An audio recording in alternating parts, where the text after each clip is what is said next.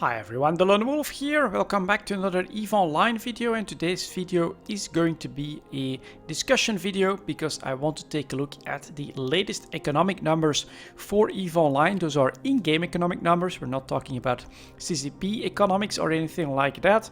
And in order to do that, we have to go to the articles website. Then you head down to dev blogs, and here we can find the monthly economic report for June 2018. It is of course summer. That is something to keep in mind, that the summer slump, the lower activity in EVE Online during the summer months, is definitely a real thing. And so I think that that is the one thing that I want to keep at the back of my mind as we take a look at some of these numbers. And the very first graph that we get, basically this dev blog, is just a combination of graphs, and we get all the information. It's up to us to try and make good use of it. So I'll just give my opinion on that. Keep in mind as well, it's not like I'm all-knowing or anything like that. If I make mistakes, please feel free to point them out. And if you have more interesting information, you can definitely put that in the comments as well. If there's something that you notice that I completely miss, all information I think is welcome here. But production against destruction, I think, is a very, very interesting chart here.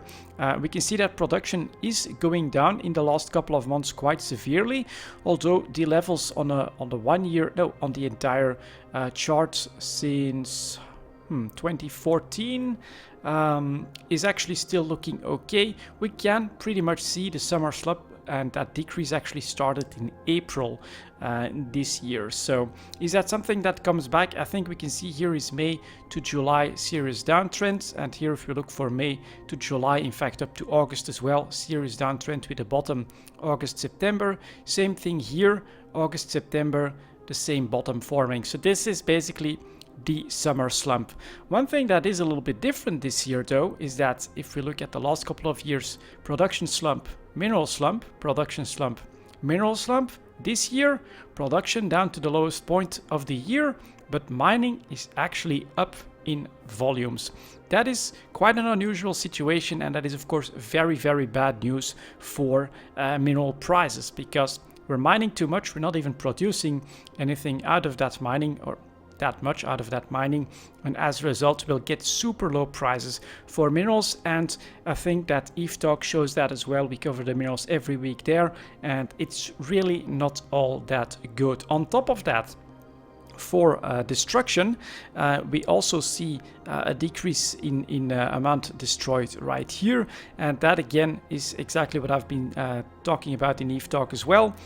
We're continuing our mining. We can generally actually stay decently stable outside of this slump here. We stay decently stable in our mining volumes, even through the summer. People that like mining tend to do so all year round. But if destruction goes down, then of course we're making too much and we're mining too much for the economy to absorb at the moment. And as a result, very, very low mineral prices. My personal my personal way of dealing with this at the moment is that if I mine stuff, I compress it, move it to a trade hub, but I don't sell it at this point. It's just so bad. Production numbers are down, so demand must be down as well. Mining volumes are up, so there's even more supply, and with destruction down as well, there's even less reason to have turnover of your minerals or your production. So as a result, mineral prices are super, super low. One thing that you could do, not really sure if I want to do that myself, because I already have several billion, in fact, in compressed ores ready in GTA, is you could try to time all of this. If mining can continue to go up, generally we see that the point of change is August, September. If production continues to go down, mining maintains or continues to go up, and destruction, that's the big question mark. Do we get a big war in Nalsik or not?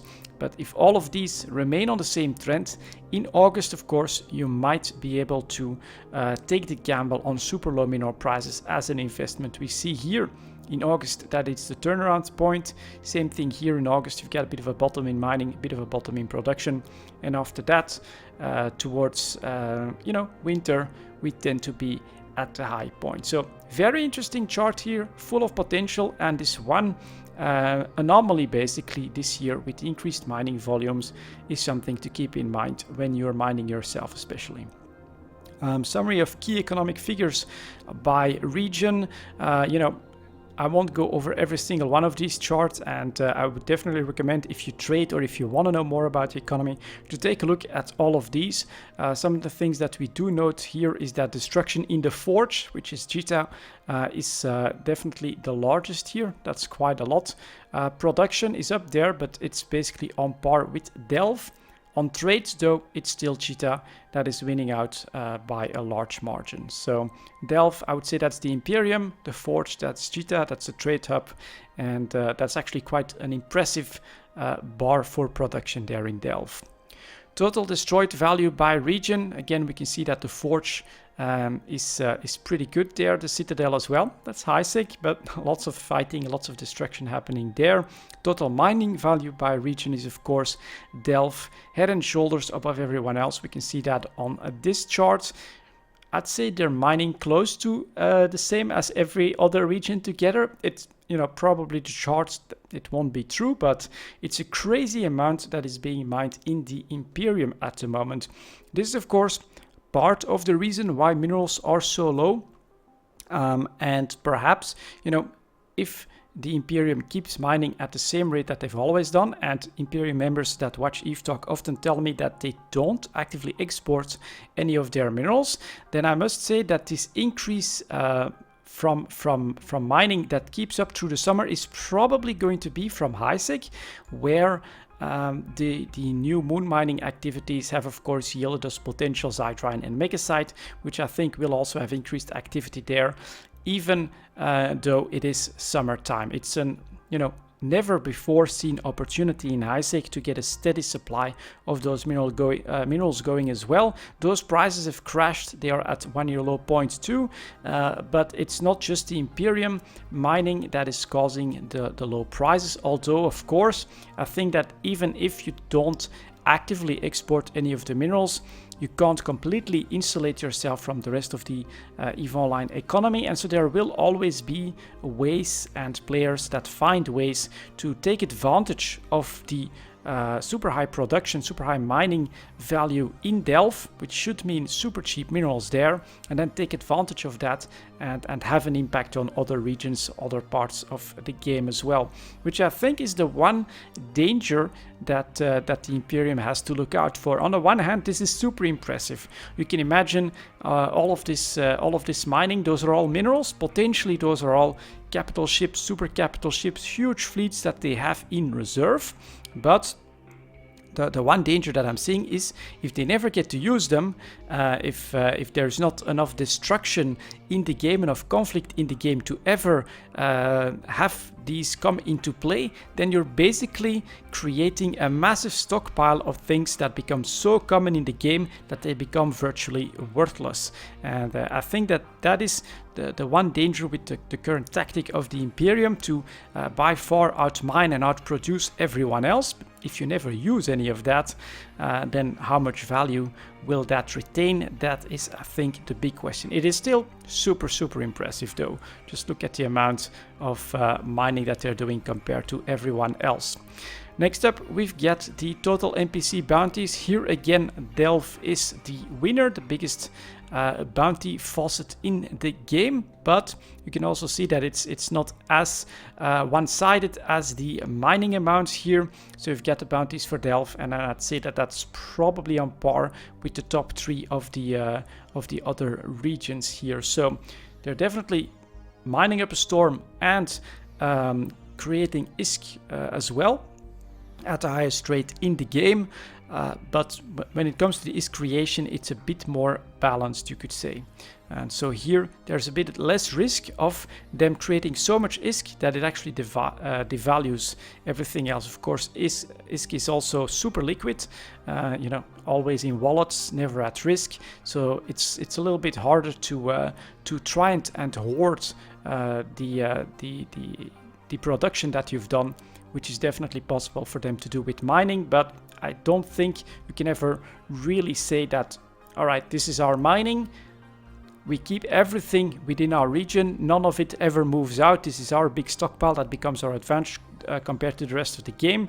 There will always be little back channel activities that will create an impact, a ripple effect, you could say, from all of that mining on the rest of the game. So it's not only them creating the low mineral prices, but I think they're definitely adding to that. Total production value by region, so we've got the Forge and Delft being on par with one another at 33,000 billion ISK pretty much. That is very, very impressive again, and to me this does indicate that the Imperium is creating massive reserves of ships at the moment. Trade balance wise, I think Innsmother, that's 9 billion in the plus, and an Immensia minus 10 billion. Could be like, I think, a fleet up or a move operation, right? Move some items from one to the other. That is generally something that is of super high value that goes through gates in big enough amounts to create something like that. So unless it's something else, feel free to let me know. But I think that must have been like a move operation. The trade balances, all of that, I don't think is that interesting. I don't know enough about nullsec politics and trading from nullsec and highsec and things like that to give you guys a good opinion on it. But total market value by region, we still have Jita, of course, the Forge with 633,000 billion in value there. So that is still head and shoulders the biggest trade hub in the game, where most stuff comes and goes. Let's take a look at contracts. That is quite interesting to me as well here. The Forge, Jita, of course, that's where you try to sell a lot of your contracts. That's what I'm doing as well with the contracts that I'm producing for Orcas especially. These are selling really well at the moment. Crazy prices on those, in fact. And then stuff that is related to structures as well. But you can see that Delft is almost having as many contracts as Jita 4.4. So that again shows some really massive activity happening there. They're basically, I think that the way I look at this, all of their mining, all of their production, all of these contracts going around in Delft, they really do have this region that they are controlling that is like very much alive. So much stuff happening there. I think that is really, really cool how the Imperium has managed to become that great pillar of activity and is actually able to maintain that as well compared to the rest of the game, which apparently prefers to PvP to watch stuff blow up, which is, well, not happening at too great a rate at the moment. So then we've got exports and imports per region. This one could be interesting as well. Sinks and a faucet. So obviously the bounty prices are still pretty massive sinks here. And then on the faucet we've got skills. That is quite interesting. Let's see here. We start beginning of month 1,242,000. So let's do 1242 and then we end at 1206. So there is basically a decrease in the amount of ISK in the game. I read comments on Reddit and I think that they'll be right. It's probably due to a massive ban wave that happened when it comes to bots. They're taken out of the economy, so all of the ISK that's there is taken out as well. But yeah, bounty is still pretty damn high, and that is pretty natural though. And I would say a lot of people would consider that to be good news, that despite the activity in the game, we're actually losing some ISK in the economy in general, which is of course a good counter to inflation, which is ubiquitous and people don't like to see too high Plex prices. Faucets breakdown, let's take a look at that quickly here. Faucet breakdown bounties. Highsec, nullsec, obviously by far creating most bounties right here, but that was not, this is what I thought was pretty interesting. Service fees, breakdown by provider, NPC against player. And so this is with the new structure, of course, where some activities are now doable in both NPC stations and in player-owned structures. And of course, if the blue bar is full, that's player to NPC, so that's done in NPC stations, and the red stuff is stuff that is being paid from player to player because they're doing so in a structure. And broker fees, that is still definitely NPC stations that are winning out. That is probably GTA 4.4 that is still seeing a bulk of the trade. Clone transfers being taken over by the players, quite interesting, although there are still quite a few transfers happening to NPC stations as well. And I think if we quickly take a look at the other clone stuff as well, a little bit more in clone activation fee. So people still have their home base often set to an NPC station, which I can understand. You can never lose that, but there are a decent amount happening in player-owned structures as well. And then the jump clone installations, those are actually most often happening in NPC stations still as well. So that is quite interesting. We have an impact from player-owned trade hubs, but the importance when it comes to clones for NPC stations is still very high, which I think is a little bit normal. You don't want a place where you get your clones to be able to be moved or risked or anything like that. Industry job tax, definitely in favor of player-to-player trades. So the industrial jobs have basically been taken over by the player structures at this point. Very nice to see, in my opinion, because that is something that just adds to the sandbox, and it gives you this way of interacting with the sandbox that is quite unique, and I personally really like that. Set up my structures so that other players can actually use them and try to create a business that way. Office rental fees, that's still mostly in NPC stations. Again, something that I fully understand. You don't want to rent an office in a structure that's not your own and then risk it somehow getting moved or blown up or something like that. And so lots of offices still being taken in NPC stations for that added security that they will always be there, basically. Planetary taxes, that is players, of course, mostly having those PI structures at this point. And what else have we got? Repair bills, a tiny little bit for players. I do hope that that will actually change, but I think that CCP might want to look at how easy it is to find that repair quote when you're actually docked in a player structure. And then the reprocessing taxes, that's even better than the industry jobs here. That's almost entirely going from player to player. So all the reprocessing and compressing.